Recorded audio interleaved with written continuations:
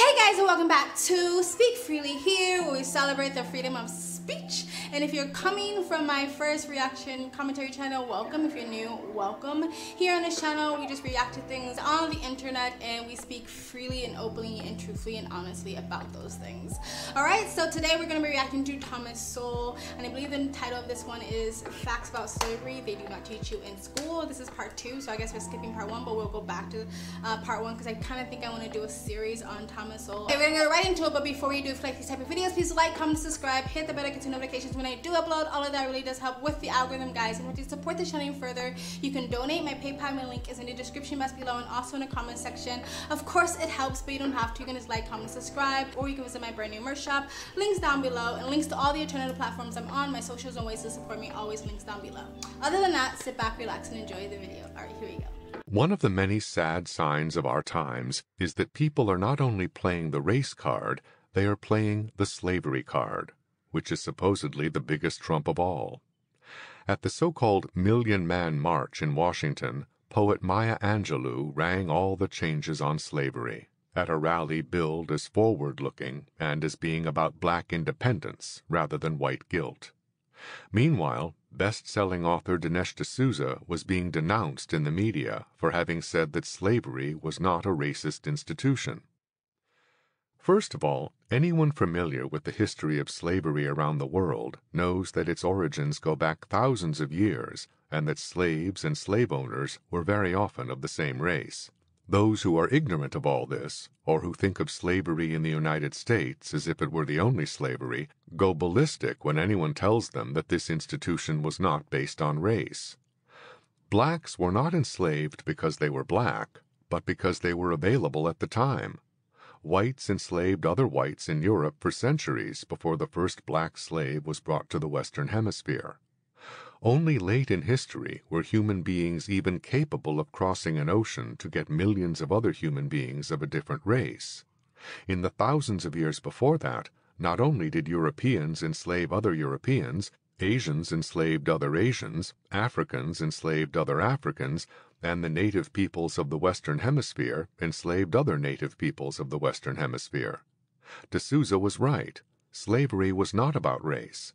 The fact that his critics are ignorant of history is their problem.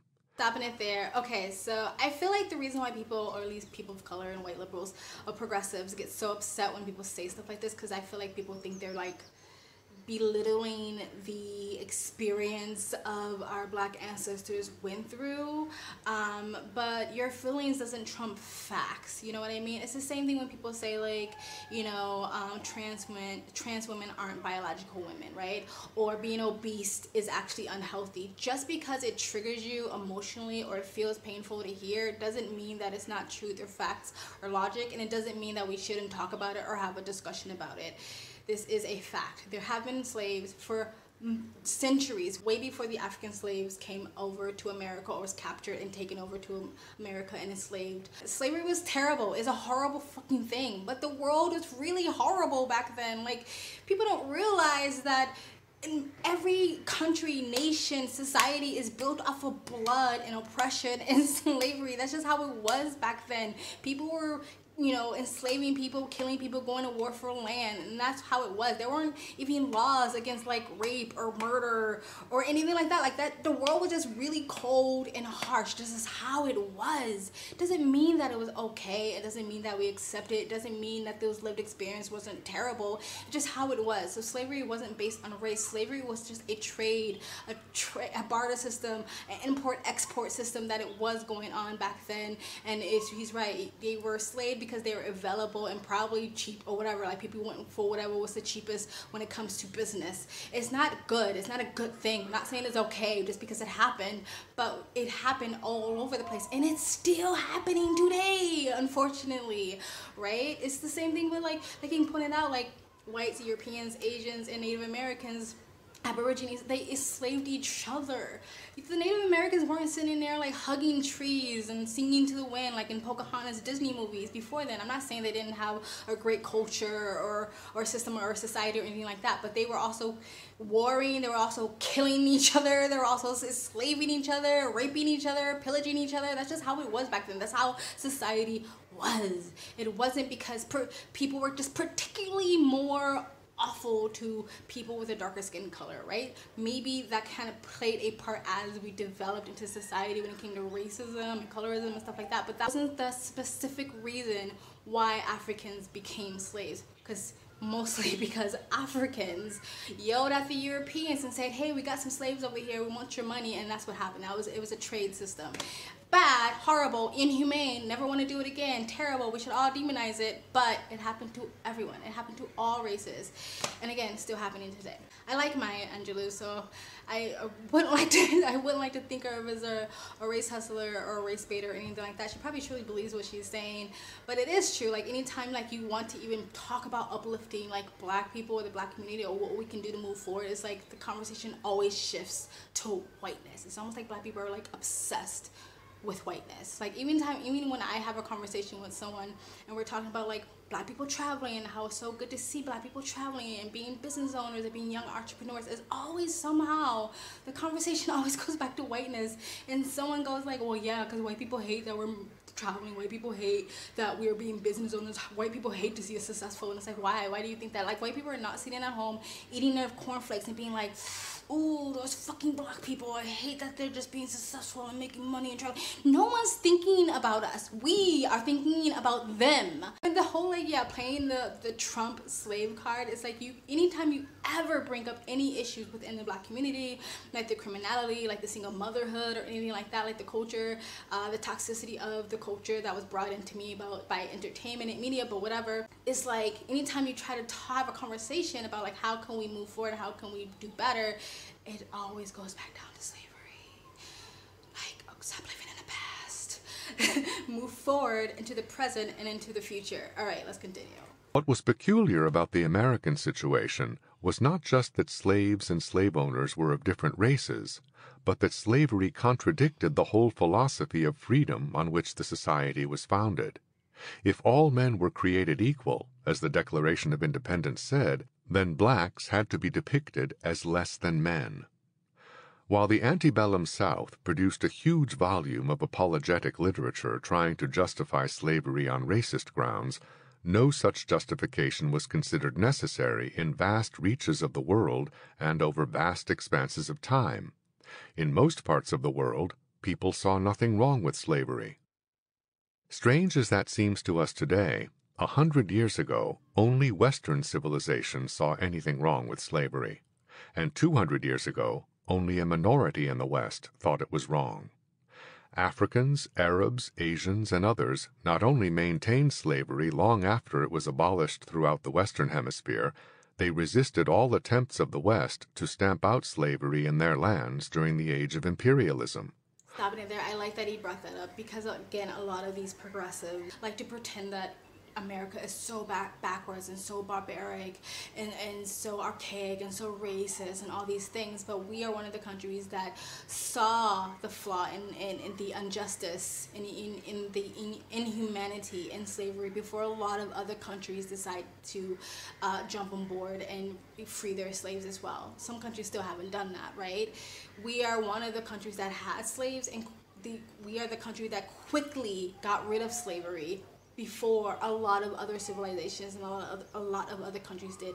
It doesn't mean that, you know, we deserve a cookie or applause or anything like that, but it just says something about the country as a whole, that we are not like these just, you know, inherently evil people or something like that. But I'm glad he brought that up, but let's continue.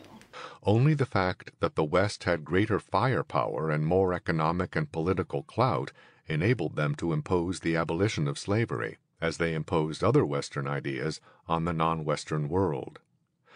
Those who talk about slavery as if it were just the enslavement of blacks by whites ignore not only how widespread this institution was and how far back in history it went, they also ignore how recently slavery continued to exist outside of Western civilization. While slavery was destroyed in the West during the 19th century, the struggle to end slavery elsewhere continued well into the 20th century, and pockets of slavery still exist to this moment in Africa. But there is scarcely a peep about it from black leaders in America who thunder about slavery in the past. If slavery were the real issue, then slavery among flesh and blood human beings alive today would arouse far more outcry than past slavery among people who are long dead. Exactly. A lot of these people who want to sit there and virtue signal about something that happened in the past because it makes them look good because they ain't got to do anything about it, but yell on the internet because it's already been abolished, will not say a peep about the real slavery and imprisonment of whole fucking cultures because of their race and their nationality and their religion. Won't say a peep about it, but constantly harp on about what happened in the past, which makes me believe you don't actually really care. You just want to get a pat on the back, or you want to use it to continue not taking any accountability for your own failures in life or the failure of the community as a whole. Dead. The difference is that past slavery can be cashed in for political benefits today, while slavery in North Africa only distracts from these political goals. Worse yet, talking about slavery in Africa would undermine the whole picture of unique white guilt, requiring unending reparations. While the Western world was just as guilty as other civilizations when it came to enslaving people for thousands of years, it was unique only in finally deciding that the whole institution was immoral and should be ended.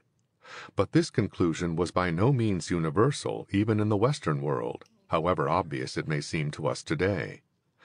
Thousands of free blacks owned slaves in the antebellum South, and years after the Emancipation Proclamation in the United States, whites as well as blacks were still being bought and sold as slaves in North Africa and the Middle East. Anyone who wants reparations based on history will have to gerrymander history very carefully.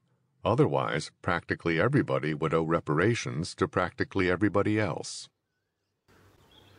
Alright guys, that was Tom and Sowell, facts on slavery that they do not teach you in schools. That was really interesting. I learned some things were confirmed to me, some things I already knew. But tell me guys, what do you think of the video, and if you would like me to continue having a series of reacting to Tom and Sowell, let me know in the comment section below. Please like, comment, subscribe, hit the bell to get the notifications when I do upload. All of that really does help with the algorithm, guys. You know, to support the channel further, you can donate. My PayPal me link and my Cash App link is in the description box below, and also in the comment section. Of course it helps if you don't have to. You can just like, comment, and subscribe. Another great way to support the channel is either join my brand new membership program or my brand new Patreon. Different levels, different tiers, different perks, or you can visit my brand new merch shop. Links down below. And also be sure to go check out my 2 other channels. I have another reaction commentary channel and a travel channel. Links down below. Other than that, you guys have an amazing day. Bye.